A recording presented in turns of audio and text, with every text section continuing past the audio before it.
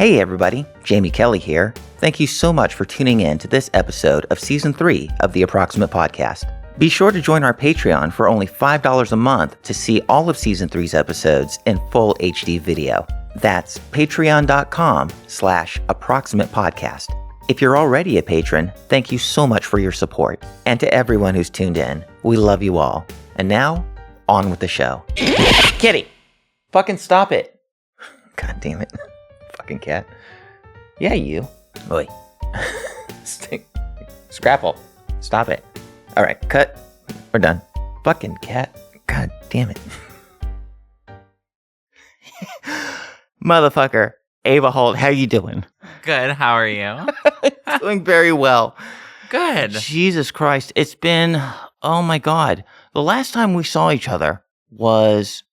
New Year's. It was New Year's over at the Transerotica house, over a dance party. Yeah, it's been a while. It's been a while, and so much has happened. So much.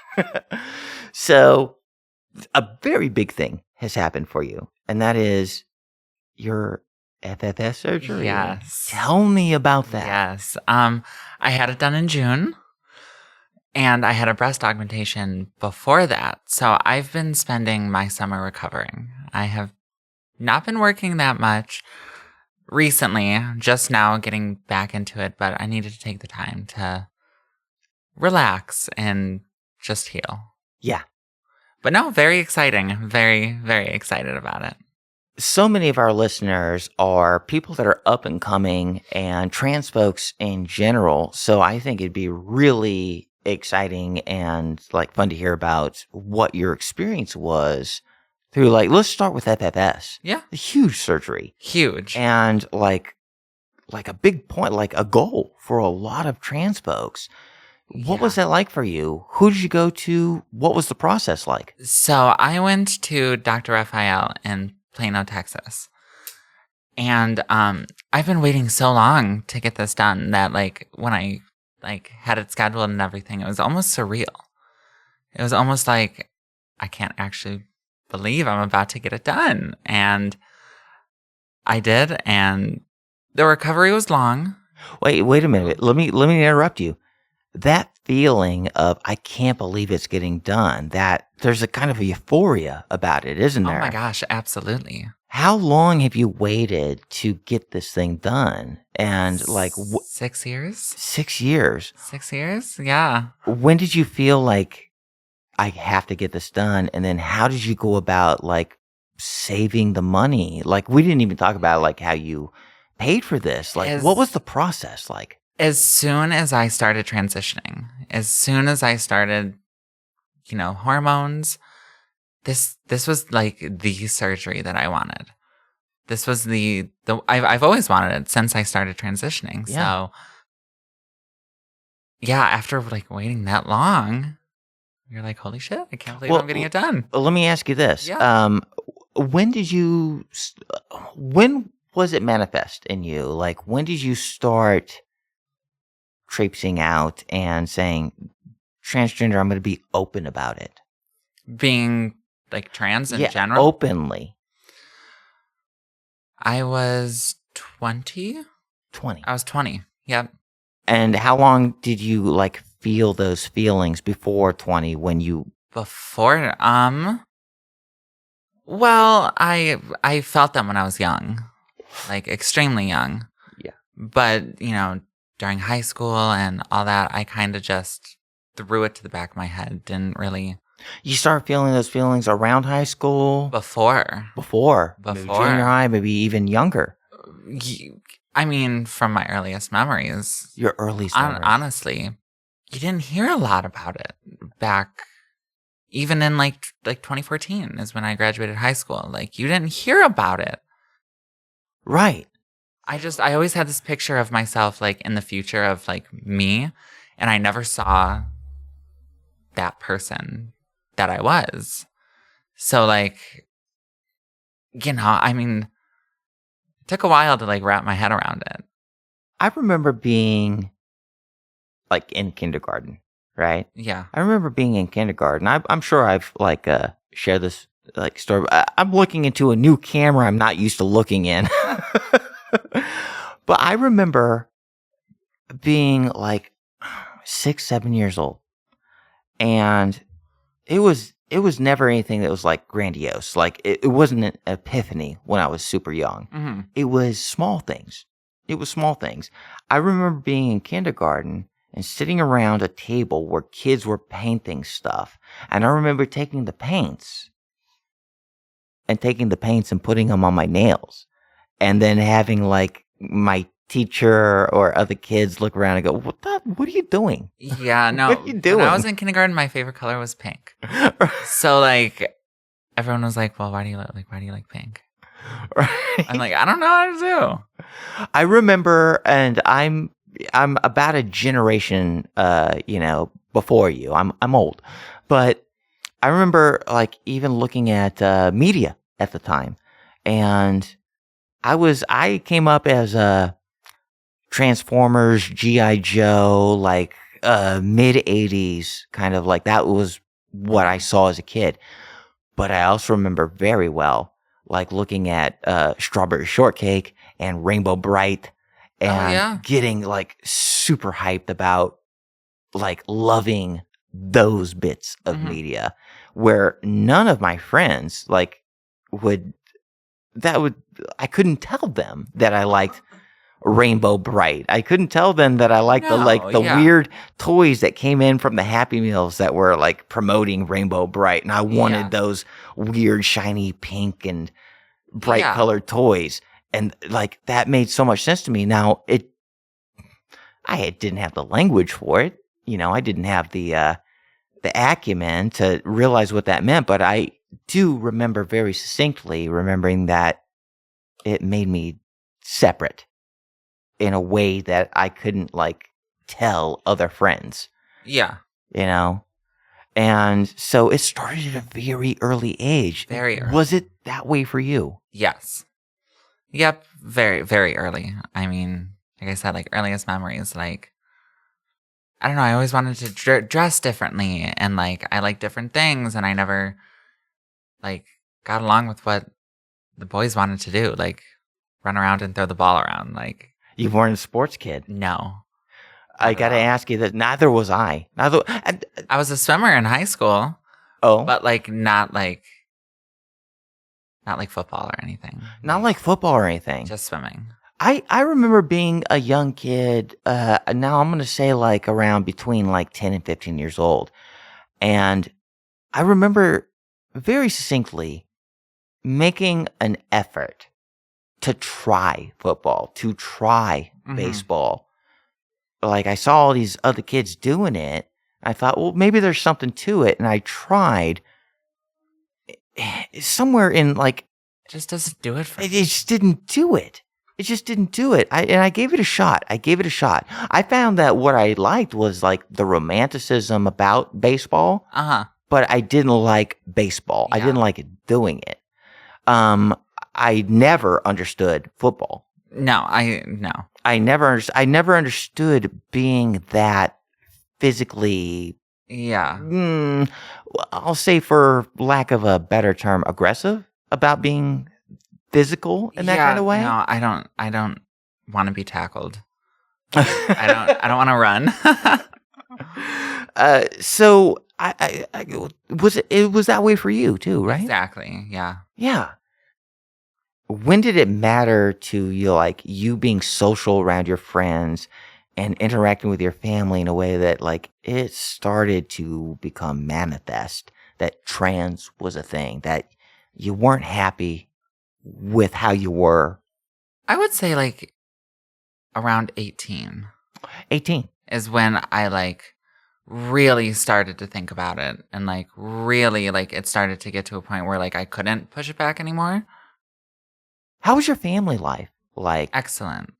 You come from a good family. Absolutely. I am so thankful and so grateful to have them. They're amazing. I mean, of course, at first they were a little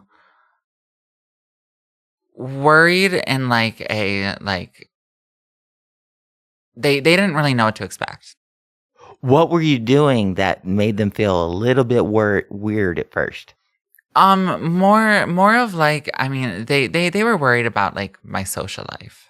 They were more worried about like me fitting in and like that kind of thing, opposed to like medical like things. So, I mean, as any parent would, I mean, of course, like they wanted to see me, succeed in the world, and like they were just nervous. They were just nervous that they didn't think they'd have to go through something like this with me. And, once, like they never missed a doctor's appointment and they went with me to every single one. And once they like understood it more, they were great. And even before then, they were fantastic. They listened to me. They were open to it. They honestly, they were like, this makes so much sense. Very first and foremost, I love that to hear that you have a family that's so receptive to you. Yeah.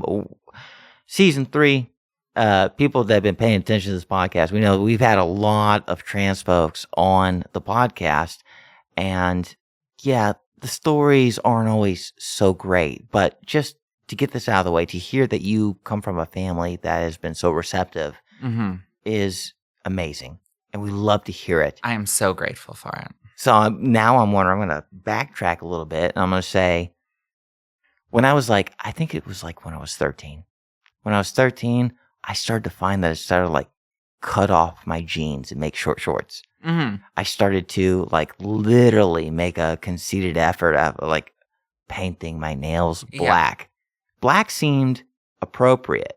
Like, oh, hey, you could be a goth kid, paint your nails black. You could be a musician, paint your nails black, and you can kind of get away with it. But my parents would always give me a weird side eye, that I was doing that at all. Yeah. I thought I was like, working my way into it, I started to do these things. When did you start to like manifest and then your parents recognized it? So a lot when I was younger. Once I got to like middle school, I kind of like pushed it all down. So like I stopped doing the things that I was doing like before, like, wanting to paint my nails and like all of the like feminine things that I'm doing now. Right. They kind of forgot about it a little bit, because I was the one who came to them. I told them, I was like, listen, I am having these feelings and I feel like I need to go talk to somebody. Wait a minute. This is amazing, because we haven't heard this a whole lot on the podcast. You have such an amazing relationship with your parents that you could open a dialogue and they were receptive to it. They were. My mom got me help right away. Instantly. Wow. Next week I was in like the therapist's office, like working things out. And I mean, at that point I already knew what I wanted. I just needed to talk it out with somebody who specializes in that. Yeah. And it helped. And I don't like so I went and I went to therapy, decided that, this is what I need to do. Yeah. And I started going to like my doctor's appointments like until I got my hormones. And I didn't tell my parents until I had my hormones. I didn't start taking them, but I got them. And when I got them, I was like, I'm not going to start them until I talk to my parents and I tell them what's going on. So I kind of came at them like I already had time to process it. Like I already had a couple years to like that was all that was on my mind for a few years. Like the only thing on my mind, working it out in my head, like all of that. So I had time to like process it, and they didn't. So like when I came with the pills in my hand, they were like, oh my God, like this is real. That's like what they were shocked about, I would say. But no, they're fantastic. But after that, they got on board. And instantly. Like, we didn't leave the conversation. No one was mad. No one was heated. Like, it wasn't a heated conversation. Oh, my God. Very much like my mom, legit, she was just like, I want to go with you to your next appointment, and then we'll start doing this. So, like, I didn't take them for a couple weeks after I talked to her until we had my appointment. We all got on the same page. Literally, I had everyone there. I had my mom, my dad, and my stepdad. That's fantastic. I'm almost at a loss for words because I'm so used to hearing stories about unacceptance. That like Unfortunately, you hear it way too much. too much. Too much. Unfortunately, like I'm so grateful because I know how bad it could be. I'm going to dive a little bit in because now I need to know. Your parents are together? You're not a child of divorce? I am. You are. I am. Yep. No, my parents were separated. My mom remarried. I see. So, yeah. So what did all the parents involved accept? Yes. Really? Yeah. Wow. Yeah. God. Yep. I legit, I remember, so I told my mom and my stepdad. I told my mom first. Then my mom told my stepdad.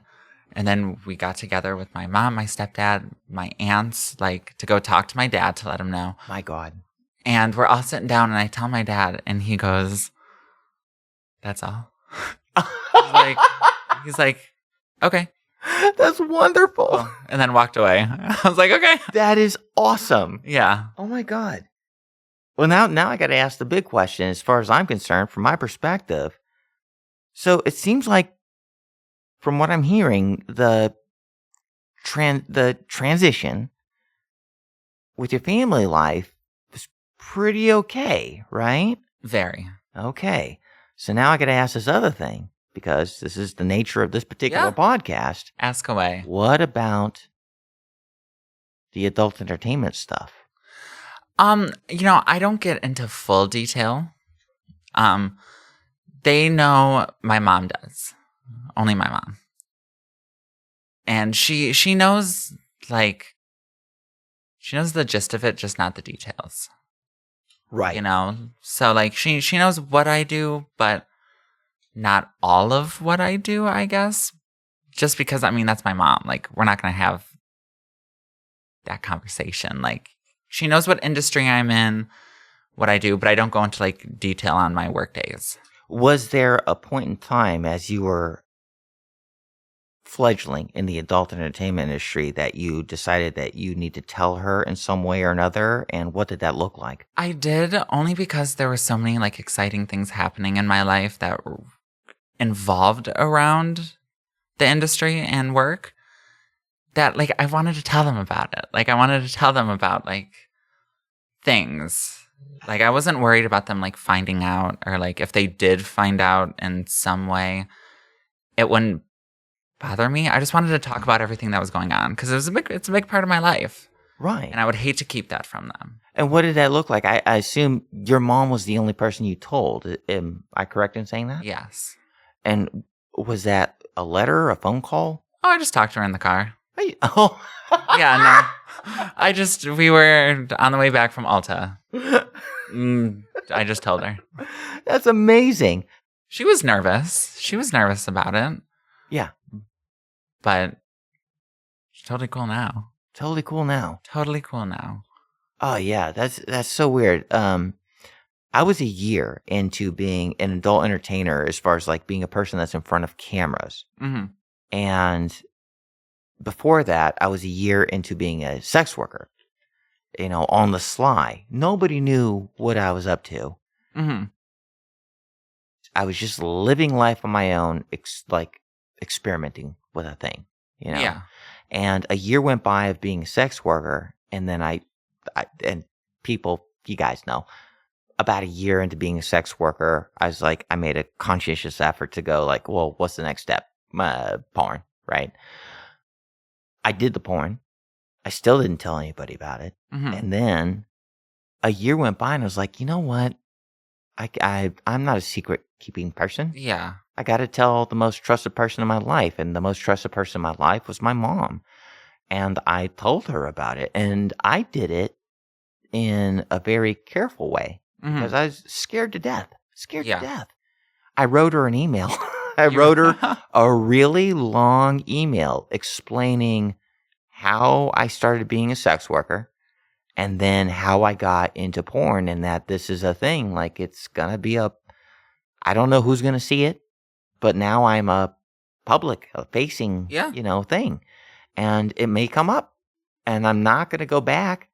I already made my mind up that this was what I was going to do for however many years, but it wasn't a flight of fancy. Mm-hmm. So I needed to tell my mom.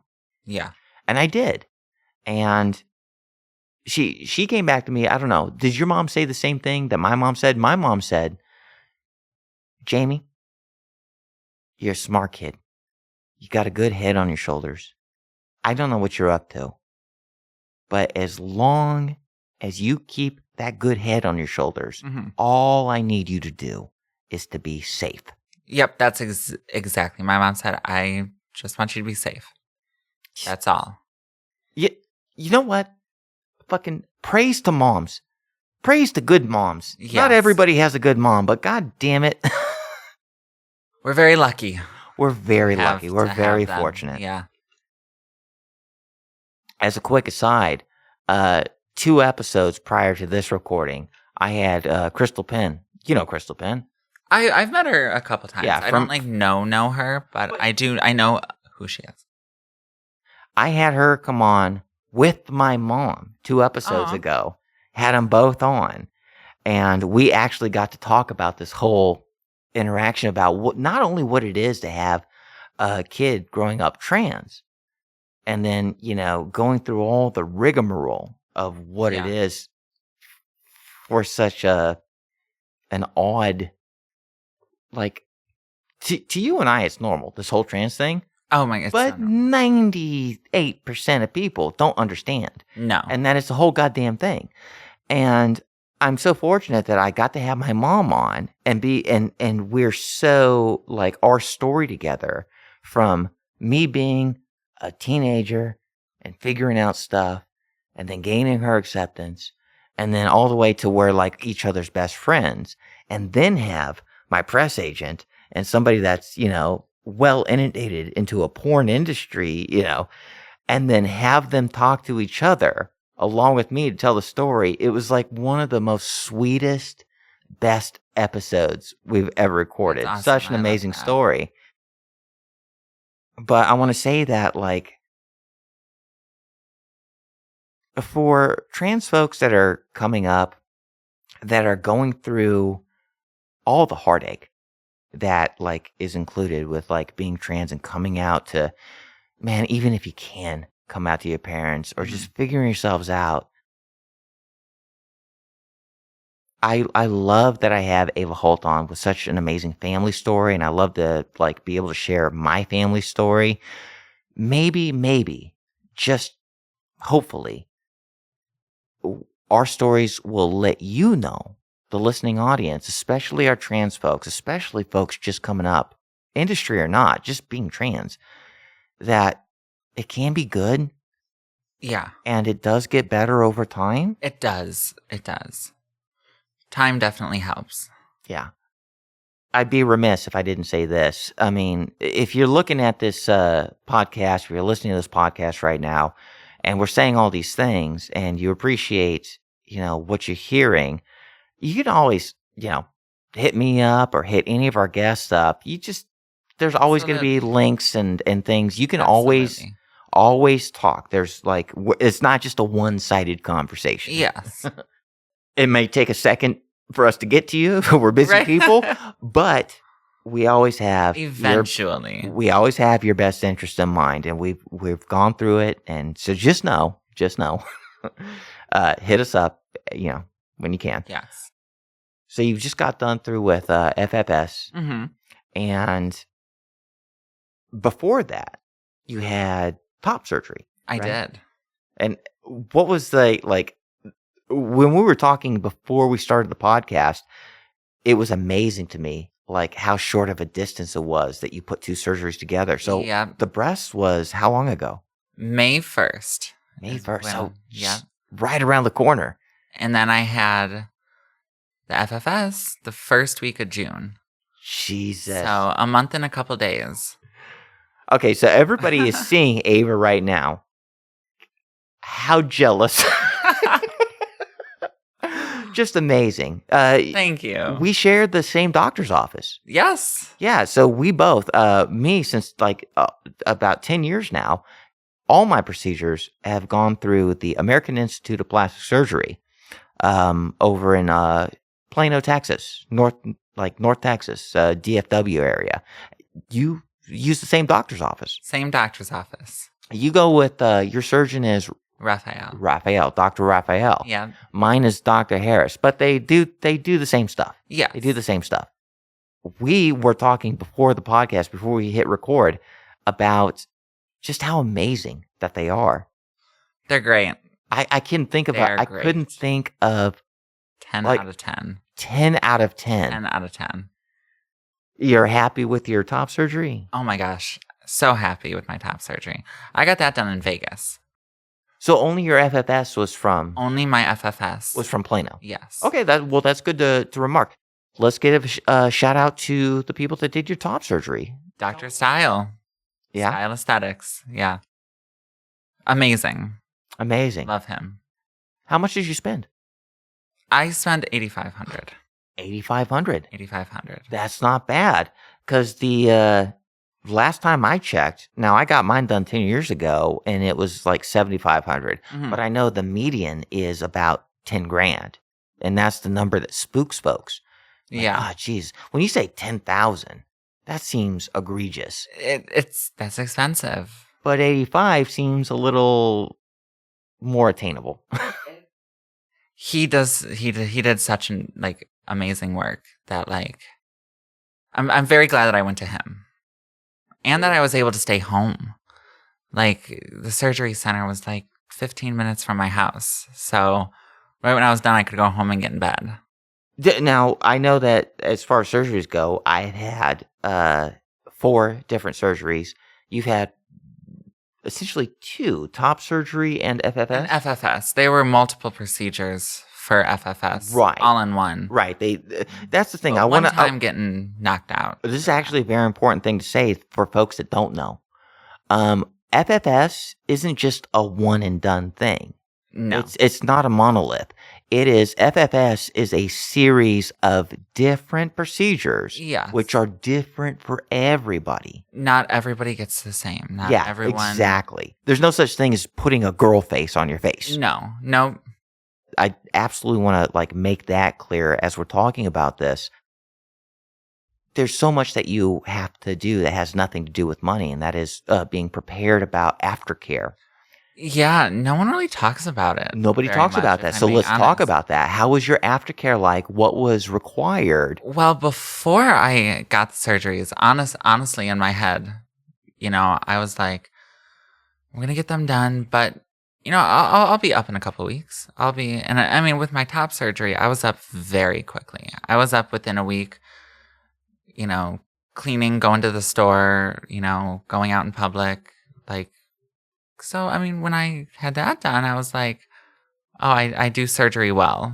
I heal well, and I'm already up and moving. Most people are telling me that they were down for months.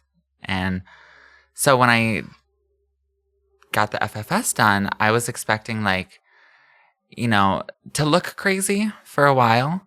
But, all the little things they don't tell you, like parts of your face go numb for a little bit. Yeah. And, you have these scars that need time to fade, and they don't really tell you about that. I was freaking out that I was never going to regain feeling in my lip again. I was literally freaking out, calling them on the phone, crying that my lip is never going to go back. And they're no, you just have to give it time. You don't really know how long 3 months is. I think a very important... until you do it. Absolutely. Yes, you get to pay for the surgery, and there's going to be a lot of rigmarole beforehand and afterhand. Mm-hmm. And that once you do it, you're not going to see exactly what you want to see the moment you wake up after the surgery. That's not how it works. That's not how it works. Even a week after, even 2 weeks after, even 6 weeks after, you don't. Of course you can feel yourself healing, but looks wise, my swelling went from the top down. So at one point, I wasn't really swollen like above my cheeks, but like below, it was like super swollen. So like your face keeps changing Oh, after you absolutely. get it done for months. Now people are seeing you on camera. This is 2.5 months 2.5 after your months. surgery, and you're looking fantastic. So, it can happen if you're a good healer. Yeah. I'm a year and a half in after my FFS, and everything's has been done. If you're the kind of person that is like predicated, it's like just in you to have like appreciate delayed gratification, mentally you'll go a lot further. You will go a lot further because I spent a lot of time like looking in the mirror at my face like I don't like you mentioned earlier like when you smiled your smile was crooked for a little bit. Oh, absolutely. And so was mine. Like when Yeah. I smiled like this side went up and this side just stayed where it was and like I don't know, it's my mouth. Like like in my head I'm like they both should be fine. Like if this one's fine, this one should be fine, but they're like no. Nope. Each side of your face is like a different person. Yeah, just again, as another bit of information for people that are wondering about this stuff, literally what they do, let's just get right down to the nitty gritty. Literally, what a surgeon does is when you do FFS, Peel and your face especially FFS, is they deep cut all the way through so many of your nerve endings. And that is how you feel your face. That's how you feel yourself.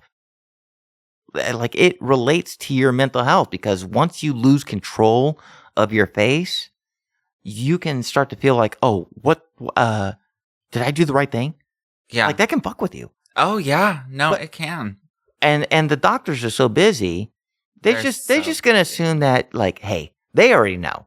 Yeah. They get a few months down the road, they're going to be fine. They don't tell you that. They don't usually like sit you down and like have a discussion about how mentally it's going to affect like you. it's it affected me a lot like the first month. Yeah.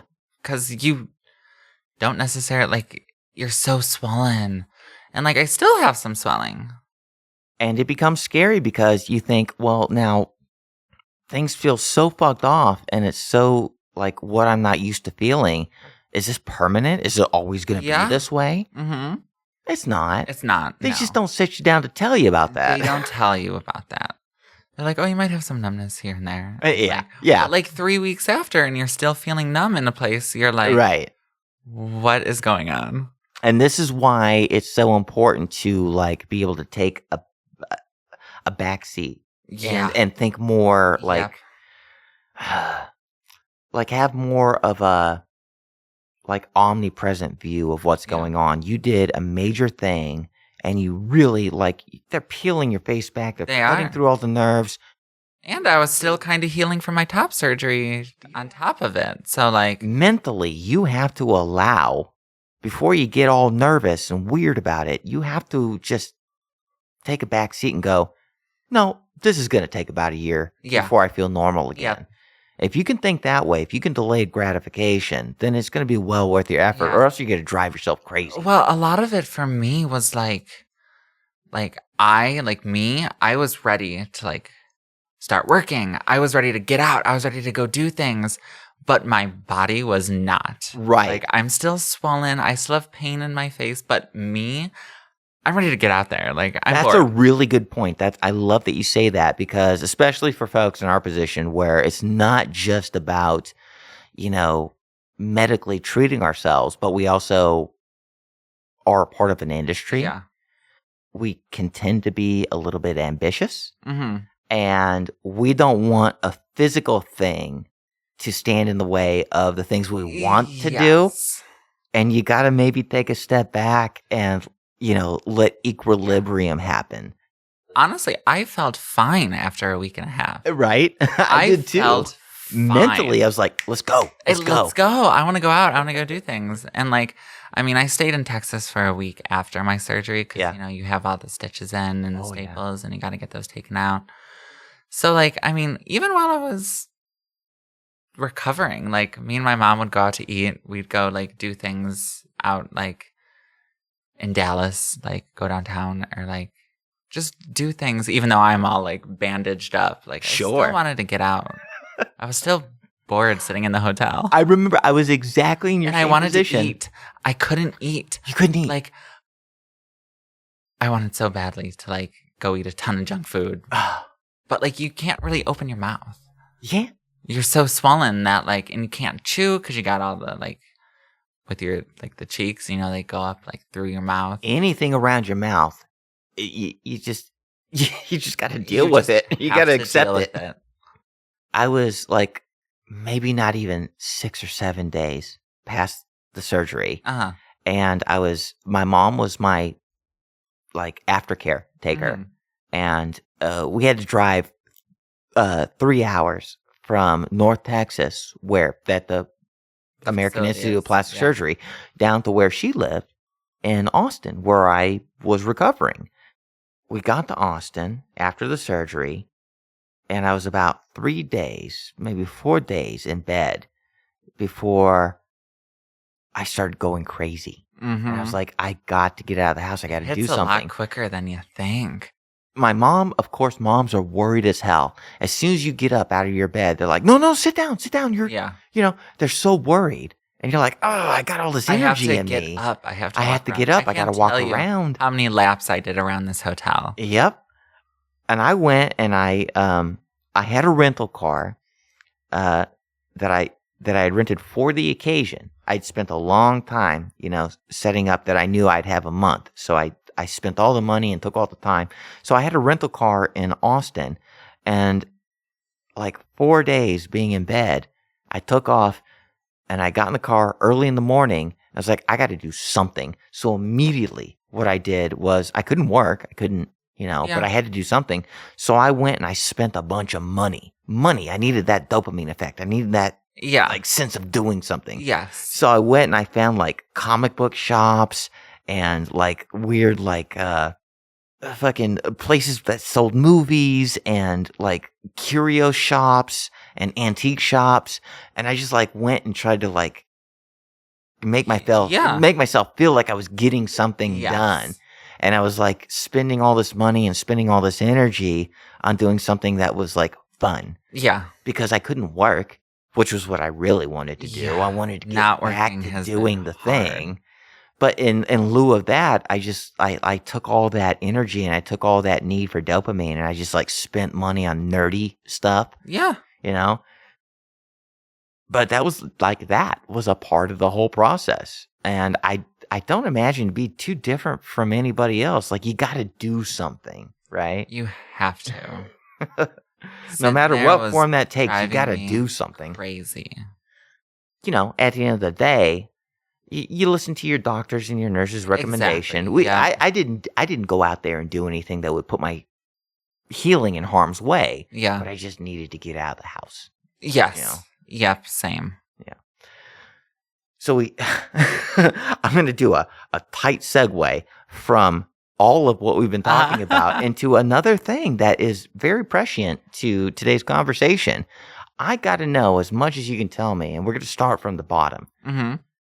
What was it? Now, it's a hard left turn, but what was it for you to get into the adult entertainment industry? What did that look like? Honestly, I never thought about being in the adult industry, like, before I was. Like, never. Like, if you would say 3 years ago that I'd be doing what I'm doing, I would not have believed you. I was approached by someone in the industry who, I think they messaged me on Instagram or something. And they're like, hey, I want to fly you out to Vegas and shoot you. I was like, okay, I'm down. I've never done that before, but, you were up for first for anything. Yeah, I was up for it. It was like right, like in the middle, like a couple months after COVID started. Oh, I see. It was like once everyone started getting back to work. So I wasn't working at the time. The job I was at prior closed down from COVID. So we were taking a break, and the money sounded good. Right. The money sounded good, honestly. I can imagine, yeah. I was like, yeah, I'm down. And then I shot, and then it came out, and then I kept getting hit up. like Groovy contacted me, and then other companies started contacting me, and it just kind of turned into that. Like, I mean, before I got in the industry, I didn't have a Twitter. I didn't have an OnlyFans. I wasn't like prevalent like that on social media. And so when I got into the industry, that's when I started doing all the other things. Making a Twitter, OnlyFans, like all of that. So once companies kept hitting me up, it just changed into what I do. I see. And I couldn't be happier about it. Well, that's amazing. So I got to ask you this. Have you been getting enough work to where you can actually afford to survive? Or do you have like a day job? Or No, this is all I do. This is it? Mm-hmm. This is it. Wow. Yeah, I was a bartender before. Quite the career change. But I like it so much better. I honestly love what I do now. That's awesome. Do you feel like you're navigating it well? Do you feel like... I do, but I've had so many people help me. Yeah. Throughout, like, to get where I'm at. Yeah. Like, so many people, and I am so thankful for that. I really like hearing that it was kind of an opportunity that landed in your lap, and you were able to... It literally landed in my lap.